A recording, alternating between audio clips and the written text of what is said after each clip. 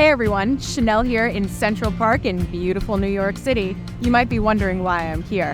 I recently saw the Tony Award-winning musical Suffs, and it's been a minute since I've been out of high school, so I wanted to brush up on some facts.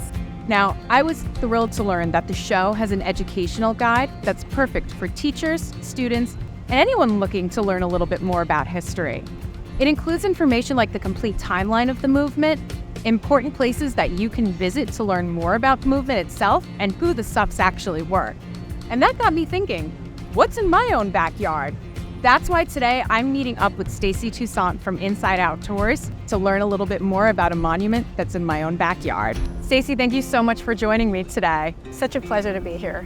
Now, I know you recently saw Suffs as well. What did you think of the show? It was a really amazing experience because it tells a story of the women who had to fight for the freedom of us all to try to get votes for American women. Tell me a little bit more about what Inside Out Tours does. So we are a women-owned tour operator that takes tourists and visitors off the beaten path to tell hidden history about the city. And one of the groups that we focus on is women. Can you tell me about the monument we're standing in front of today?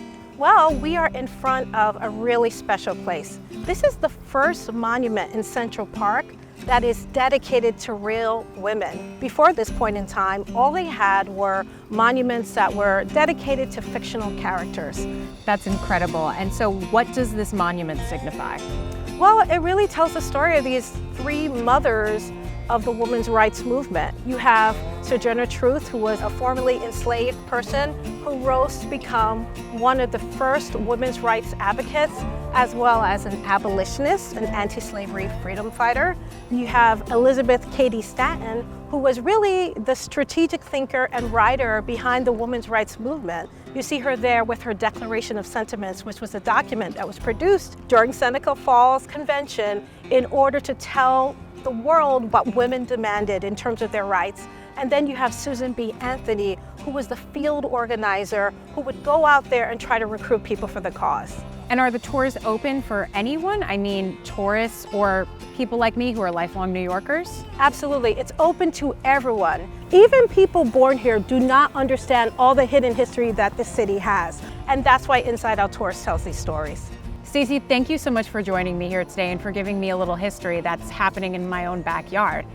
And hey, y'all, you should come check out Inside Out Tours and learn a little bit about what's going on in New York City as well. And while you're here, make sure to take in a Broadway show.